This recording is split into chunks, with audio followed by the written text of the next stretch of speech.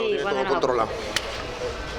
Cine y literatura, esto te lo habrán preguntado millones de veces. Seguro que si no me vas a decir que vas a elegir entre un ámbito u otro, porque los dos son compatibles perfectamente, pero sí me gustaría saber si tú te sientes más cómodo en una esfera o en otra.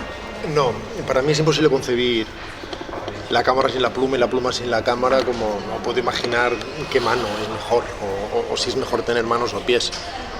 Lo que sí son es lenguajes completamente distintos, no tienen nada que ver. El lenguaje cinematográfico es sucinto, es económico, es directo, se siembra una semilla para recogerla en el último acto, la estructura es mucho más circular y es de alguna manera el terreno de la acción, en el sentido de que el personaje se define a través de las decisiones que toma, se define a través de aquello que hace, no a través de largos parlamentos introspectivos. Mientras que la literatura es el terreno de la evocación, de la resonancia, incluso de la sensorialidad del propio lenguaje, que encierra en sí mismo su propio mensaje. El personaje se piensa, es más importante la mirada sobre las cosas que las cosas mismas. No es tan importante la trama como la reflexión del personaje ante lo que le sucede. Son terrenos muy distintos y en ese sentido la verdadera literatura es difícil de adaptar al cine o es en general inadaptable, pero en mi caso personal se complementan, no sería capaz de escoger. En cualquier caso, aquello que queremos contar es más fácil hacerlo en el plano audiovisual por los recursos que se utilizan en el cine que en el plano escrito. No. Para empezar, el plano audiovisual es más caro. Por razones elementales, es decir, hacer una película mala es muy difícil, por mala que sea. Es más fácil hacer una mala novela, por ejemplo, porque hacen falta folios y un boli, en último término. Y los recursos son completamente distintos. Hasta me atrevería a decir que la literatura es más flexible en ese sentido, porque el cine, por naturaleza, exige realismo en su finalización. Aquella imagen que se muestre, por surrealista o imposible que sea, tiene que ser tangible y creíble o se desmorona el cuento. En cambio, en la literatura, a través de la descripción, el cerebro es el que hace ese trabajo. Ajá. Y el que lo completa.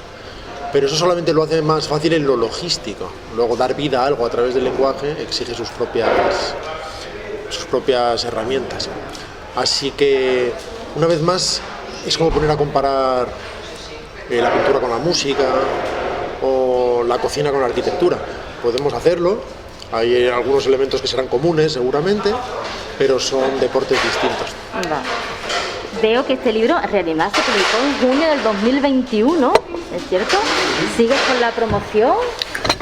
Sí, porque para sorpresa de todos se convirtió en un éxito editorial para el que no estaba destinado a ser.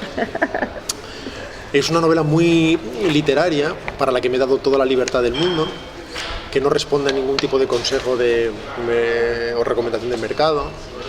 No es una novela de autoayuda, ni es un thriller, ni los diarios que la nieta encuentra en el desván de su abuela empoderada en los años 30, cuando vivió una historia de amor con un guardia civil que no pudo ser, pero que le marcó el resto de su vida. El personaje no hace particular esfuerzo en ser creído, en ser querido. Y sin embargo, la novela tuvo sus 3 primeras ediciones en las primeras 2 semanas y sigue vendiéndose como al principio, lo cual es una sorpresa. Yo soy probablemente el primer sorprendido, pero mi editor es el segundo. Hay gente viendo en redes sociales, me he metido en tu perfil, donde la gente va colocando las opiniones, que dice que incluso es una novela para releer. Hay gente que incluso asegura que tú has inventado un género. No he inventado nada, ¿no? Estricto senso no sé lo que he hecho, para empezar. No sé lo que he hecho en ningún momento. Hay novelas de mapa, se dice, hay novelas de brújula, y esta es más bien una novela de dados. Me sentaba cada día, tiraba los dados y acogía el resultado con deportividad y seguía desde ahí, sin saber lo que iba a suceder en ningún caso. Es una novela divertida, que también es triste, que también es honda, que también es mema, que en fin es multitentacular. sigue la técnica de apretar el polvorón, consiguiendo decir en el menor número de palabras posible la mayor cantidad de resonancias posibles. En cada frase cabe un párrafo, en cada párrafo cabe un capítulo y en cada capítulo cabe una novela. Y no sé si eso define un género, lo dudo, pero más bien forma parte de una tradición, creo. Una tradición que nace sin buscar ningún tipo de comparación, es evidente, con Quevedo y Cervantes, y que pasa por Cunqueiro, Valle, los vanguardistas de principios de siglo, Jardiel a la cabeza, o posteriormente Azcona o Mendoza o Cuerda. No creo que invente nada, pero tampoco sigue de forma consciente ningún rastro ni fotocopia nada. Una vez más, si alguna característica tiene la novela, precisamente por su falta de plan y propósito, es que es libérrima en todos los sentidos. Tú te has dejado llevar, te sentabas a escribir y a lo que saliera. Sí, no es tan sencillo como dejarse llevar, ojalá. Se parece más al pico y la pala, porque cuando uno se sienta frente al teclado cada día y no sabe qué va a suceder, no cierra los ojos y se conecta con un autor muerto, sino que tiene que inventar algo. Pero es cierto que acogía cualquier idea o imagen que surgiera, por irracional que fuera su origen, lo abrazaba con deportividad y tiraba de la madeja desde ahí hasta conformar algo. Lees la sinopsis, claro, encuentras mar en Salamanca, coches que funcionan con el pensamiento, un montón de cosas que a priori dices, bueno, pues Rodrigo ha creado un mundo paralelo, un mundo muy alocado, un mundo muy esperpéntico. Sí, no es tan alocado, porque hacen falta reglas precisas. Digamos que es nuestro siglo XX, pero tomado por la vía de servicio. Si fuera una novela mágica, lo sería a duras penas, o sería casi mágica, porque puedes inventar las reglas, como aquí sucede, puedes subvertirlas o puedes doblarlas, incluidas las de la física, pero la novela tiene que tener sus propias reglas. Es decir, puede haber coches impulsados por el pensamiento, pero hay que definir que son coches alemanes, que fuera de Alemania no funcionan muy bien porque la gente no piensa, y que de vez en cuando hay que llamar a un estudiante de filosofía para que te lo arranque. Puedes establecer diálogos entre el protagonista y los fantasmas, pero tienes que dejar bien claro que los fantasmas solo se pueden ver por la izquierda, solo por el rabillo del ojo, y en esa luz crepuscular entre luces de la muerte del día, y que además puedes ver a los de tu propio país, porque cuando sales del país empiezan a desvanecerse por diferencia de vibración y de sintonía. Puedes establecer, como sucede en la novela, que el protagonista abra en un momento dado un taller para estropear cosas, pero tienes que definir que estropear no es romper, que romper lo hace cualquiera, pero estropear es llegar al sentido último de las cosas, a su sagrado meollo, y para alterarlo, y con ello su propósito, que el arte del estropeo está lleno de sutilezas. En fin, puedes inventar un mundo, pero ese mundo tiene que ser tangible, real, cerrado en sí mismo y seguir sus propias reglas. Está claro que lo que han leído el libro dice que se han reído muchísimo, también han llorado con algunos pasajes. Esto de reír y llorar, si yo no me equivoco, Rodrigo, entre tus películas no hay ninguna comedia, si no me equivoco, estaba mirando, sí la hay. Comedia pura no, pero yo diría que Concursante está llena de humor, un humor negrísimo. Cierto. Pero a lo que me vengo a referir es que mucha gente que leemos, yo me rodeo con una comunidad lectora muy grande, siempre decimos que un libro te haga reír es muy complicado, muchísimo más complicado que te haga llorar. Entonces, si tu libro la gente dice que se ha carcajeado, ¿cómo has conseguido arrancarle esa carcajada al lector? No sé, siendo gracioso, no lo sé, no buscándolo, porque para mí es una cuestión de perspectiva, es una cuestión de mirada, tiene mucho que ver con mi manera de ver el mundo, de interpretarlo. Por un lado siempre se buscan los contrastes, pero no tanto porque resultan interesantes como porque tengo una especie de tendencia a la frustración de las expectativas.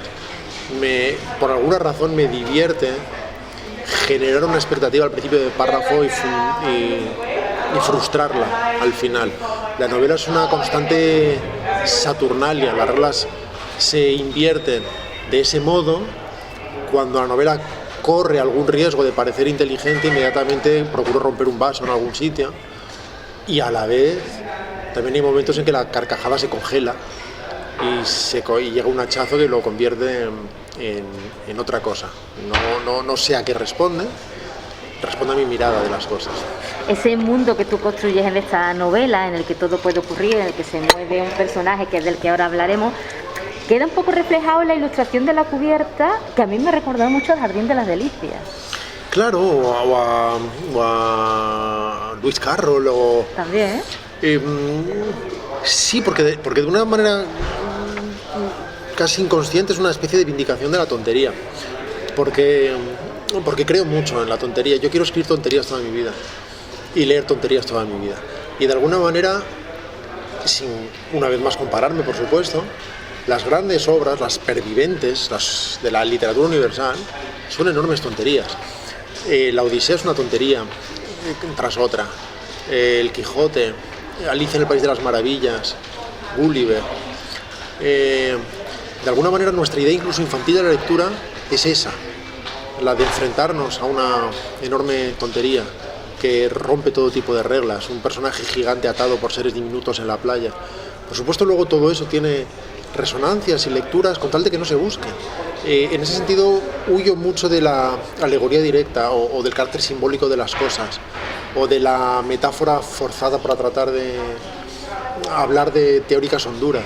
Creo que precisamente cuando la ficción se abraza a sí misma en toda su libertad es cuando se hace pervivente, cuando no habla de la realidad de un momento que siempre es fungible y siempre es efímera y siempre atiende a 5 años, sino que vale para siempre. Porque en la tontería suele haber mucha hondura. Lo que no hemos hablado es del origen, del germen de la novela, del porqué de esta novela, de por cómo se te cruza la idea por la cabeza. Eso es fácil de contestar. ¿Por qué? No lo sé. El propósito ninguno. Y no se me cruzó nada por la cabeza porque no tenía plan ni esquema. Cuando escribí Nací el 18 de octubre de 1902 no sabía quién lo estaba diciendo, ni cómo era, lo fui descubriendo. Cuando escribí Eso sucedió años antes de la llegada del mar a Salamanca, es cuando supe que llegaría el mar a Salamanca y que necesitaría un capítulo que describiera cómo ese manto gris golpearía el muro romano de la ciudad. Insisto, yo nunca sabía lo que iba a hacer Jaime, ni siquiera quién era, ni cómo iba a evolucionar, ni con quién se iba a encontrar, ni si iba a aprender algo, nada en absoluto. Y tal vez por eso escribí en riguroso secreto, nadie sabía que lo estaba haciendo y con orejeras, porque yo mismo no estaba seguro de que tuviera sentido lo que estaba haciendo, pero sí tenía la intuición de que debía llegar hasta el final y solo entonces darme permiso para mirar atrás. Así que la respuesta a casi todas las preguntas que puedas hacerme es no lo sé. No lo sabes, pero sí sabrás, lo acabas de decir, un poco que no sabías por dónde iba. Quizás en algún momento llegaste a pensar, ¿se me está yendo la pinza una barbaridad? No, porque mantienes tu instinto narrador y no estás flotando en el vacío. Incluso si improvisas una pintura, lo cierto es que brochazo a brochazo vas viendo la pintura, vas viendo lo que estás haciendo y ves dónde está equilibrada y dónde no, dónde queda una zona vacía, dónde conviene meter una masa oscura. Estás viendo una diagonal que debe ser compensada, estás viendo el puzzle que vas conformando. Y además tienes un instinto narrador, que no tengas un plan previo, que no tengas un mapa previo, no significa que no veas lo que estás haciendo y que tu instinto no te lleve a formar una suerte de equilibrio final, pero que se va a parecer mucho más al de la propia vida que no al de la ficción, que muchas veces responde a lógicas dramáticas que la vida no tiene. Pero la narración finalmente se va a cerrar sobre sí misma. Todas las narraciones son circulares y lo que no sitúes de forma equilibrada en el primer borrador va a encontrar su contraparte o su balanza en las sucesivas revisiones. Todos los que leemos o todos los que escribís en este caso tienen sus referencias. ¿Cuáles son las de Rodrigo? Son millones, como las de la propia novela, de Gurdjieff a Iris Murdoch, de Stephen King a Cervantes. Soy absolutamente omnívoro y muy desordenado desde mi infancia, porque yo empecé a leer robando libros de la biblioteca de mis padres, de manera que me leí la Metamorfosis con 9 años, porque en la solapa ponía que un señor se levantaba por la mañana convertido en un insecto, que me parecía un complemento perfecto para ET. O leí Viven, la tragedia de los Andes, con 8 años, que hacía convivir con los libros de Barco de Vapor, colección naranja.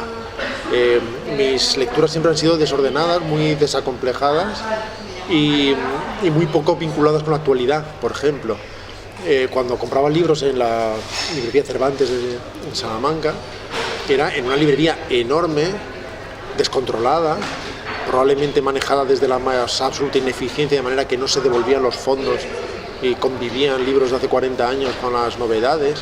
Así que cuando te enfrentabas a la estantería de cine o de arte o de historia, cogías el libro que te parecía más seductor por alguna razón, sin importarte si tenía 3 meses o 12 años.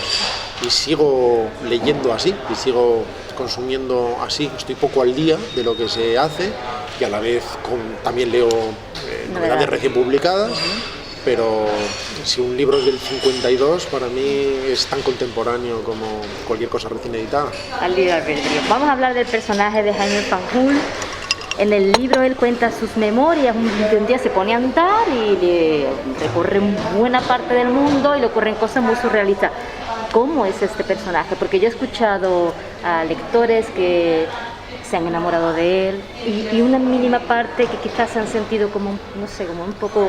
Porque sí, lo ven como un personaje excesivamente neutro, no es la palabra, sino muy bondadoso, con mucha ternura. Como... No, y hay quien se enfada con él. Pero traen un club de lectura, una mujer estaba muy indignada con el personaje, consideraba que era un exangüe, que era un ser insoportable, al que le daba igual 8 que 80. Confieso que esperaba muchas más reacciones así, porque Jaime no se lo pone fácil al lector. No es un personaje simpático y no está diseñado para ser simpático y está lleno de defectos. A veces uno querría sacudirle por los hombros y a la vez es un personaje que ha sido acogido y casi adoptado por el lector, para mi sorpresa. Al igual que le sucede a los personajes con los que se cruza, el lector lo ha perdonado, ve en él mucho más de lo que él ve en sí mismo y acoge sus defectos con mucha más indulgencia de la que tiene él consigo mismo. De alguna manera lo que él aprende de sí mismo siempre a través de los demás, a través de la mirada de los otros, ante la que él es el primer sorprendido. Así que es un personaje muy difícil de definir porque atraviesa el mundo entre la indiferencia y el pasmo. Y considerando que el mundo no tiene solución posible, entre otras razones porque no es un problema. Es muy deportivo con cualquier cosa que le suceda, no porque sea indolente, no es indolente en absoluto y de hecho tiene una posición moral a menudo discutible sobre las cosas, pero considera que la vida por encima de cualquier otra cosa es. Desconozco por qué tanta gente lo ha adoptado de esa forma, pero es la explicación al éxito del libro. Ha habido una conexión profunda con el personaje de Jaime, una conexión que yo mismo no esperaba. ¿Y cómo se relaciona con el resto de los personajes? Tiene una mujer, tiene hijos, ¿cómo es la relación con todos ellos? Pues a veces muy irritante. Y a la vez es un personaje que por su naturaleza es imposible de manipular. Porque no responde a las vanidades habituales de las cosas, no porque sea más fuerte, sino porque da la impresión de tener una herramienta menos que lo hace casi indestructible. Precisamente porque su reacción a las cosas muchas veces no es emocional y aún así aprende del camino cosas que no imagina que va a aprender, pero nunca desde el sentimentalismo. La novela nunca es sentimental, nunca es maniquea, no encierra consejos, reconvenciones o recomendaciones de ningún tipo y jamás es ejemplar. Jaime puede hacer todo. Jaime forma parte de un grupo de anarquistas, dice que sus mejores años son los que pasó como terrorista en París y de hecho comienza un párrafo diciendo que su primer atentado tuvo muy buenas críticas.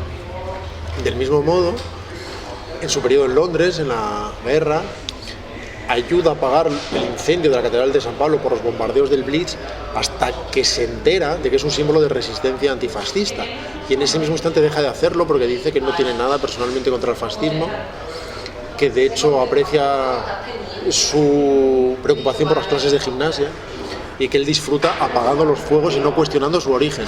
Es un personaje indefinible, inaprensible y al que no hay manera de querer ni odiar, porque te desarma con su naturaleza libre y porque jamás pide ser acogido por nadie. Así que imagino que eso es lo que hace que uno acabe queriéndolo a su pesar. Ese es el truco, ¿no? A lo mejor el no pedir es como si consiguen las cosas, quizás. No lo sé, tengo la impresión de que la novela no se protege nada y que Jaime no se protege tampoco nada. Y, en fin, que sea lo que Dios quiera y lo que ha sido es esto y pudo ser cualquier otra cosa. Oye, te he escuchado decir, claro, la gente te pregunta, ¿y el personaje tiene algo tuyo? Ya has comentado varias veces que no, que tú te sientes más identificado con la novela en general que no con el personaje, pero sí que es verdad, es que leyendo así la nota de prensa y mirando un poco la novela, hay una frase que a mí me ha sonado muy autobiográfica y dice: lo que soy o he dejado de ser lo he seguido siempre por los demás. No sé si tú te sientes identificado con esa frase. Sí, probablemente con ese pasaje sí. Es curioso, la novela está escrita por razones naturales, dada su ausencia de plan, en sentido puramente cronológico, con la excepción del epílogo, que es de donde procede esa frase. Contesto muy a menudo, es verdad, que no me parezco al personaje sino a la novela. De hecho, le hago tomar constantemente decisiones que yo no tomaría, para meterle a él en problemas y meterme a mí en problemas como autor. Pero con el tiempo me he dado cuenta también de que eso te desnuda por acción y por omisión, porque le das una característica o porque huyes de alguna manera acabas desnudándote. Y que se va pareciendo más a mí en cierto sentido conforme avanza la novela. En cualquier caso, no me siento identificado con él, pero me siento muy, muy identificado con ese epílogo que no escribí de forma cronológica. Era el inicio de uno de los capítulos, a mitad del libro, y al cabo de un par de párrafos me di cuenta de que estaba escribiendo el epílogo y que estaba haciendo otro tipo de definición que surgía de otra zona, que no era puramente narrativa.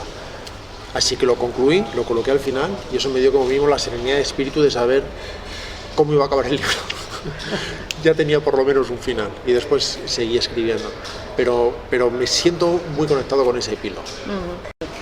Dado que el personaje pues emprende un camino que le lleva por múltiples lugares del mundo, vamos a encontrar ciudades reales, pero te has inventado también otras. En mi favor diré, o contra mí, que me las he inventado todas, también las reales. Las reales, algunas las he visitado y otras no. Las que he visitado también me las he inventado. Y además creo que solo existe el género de la ficción. Y eso vale para la novela, vale para el documental y vale para el telediario. Creo que todo es ficción, inevitablemente, que no hay un documental inocente, que en el momento en que encuadras así o asá, el plano es amplio o corto, ordenas los planos de una manera o de otra, estás opinando, lo sepas o no, y tu propio ojo opina porque selecciona. Así que solo creo en la ficción. Para mí Espuria es tan real como Madrid en la novela, es decir, nada. Y eso no impide que unas y otras encierren sus propias verdades. Es como cuando lees Encuentros con hombres notables de Bourdieu, por ejemplo, que es su autobiografía, hasta que pasados varios capítulos te das cuenta de que se lo está inventando todo, que es una mentira. Hay determinadas cosas que suceden que no pueden suceder, incluso físicamente. Solo cuando sigues avanzando te das cuenta de que sí, te está contando su vida, pero de otra manera, de una forma más interesante, o de una forma que te permite desvelar determinados aspectos de su vida que la literalidad no permite. Es como cuando ves Big Fish y ves la historia de un hombre en un mundo fascinante con personajes imposibles de tamaños insensatos, hasta que ves que era la historia de un viajante y que estaba hablando de su familia y de sus conocidos, pero de una forma más interesante. Y para eso creo que sirve la ficción. No para abordar la realidad, sino para abordar la verdad, que es una cosa completamente distinta. ¿Y habría alguna posibilidad yo sé que es un poco complicado, pero de adaptar el libro al cine? Yo diría que no, por varias razones. En primer lugar, porque creo que la verdadera literatura, y no trato de darle a este adjetivo un carácter elitista, ni exclusivo, ni excluyente, pero la literatura pura, por decirlo así, no es muy adaptable al cine, porque son lenguajes completamente distintos. De hecho, las grandes obras de la literatura, que muchas veces no es narrativa, no se han adaptado bien, porque no hay demasiada compatibilidad. Se adapta mucho mejor el relato muy narrativo, de trama, con sorpresa final, con personajes claros que dibujan actos inesperados. Si no, se pierde gran capacidad de resonancia, pero además sería complejísimo adaptar presupuestariamente. Por ejemplo, se cruza el siglo XX entero, diferentes continentes, el propio personaje vive desde su nacimiento hasta su senectud, lo cual exigiría 5 actores diferentes y sería verdaderamente complejo. Y si alguna vez me planteara adaptar algo así, sería con las herramientas casi del cine mudo.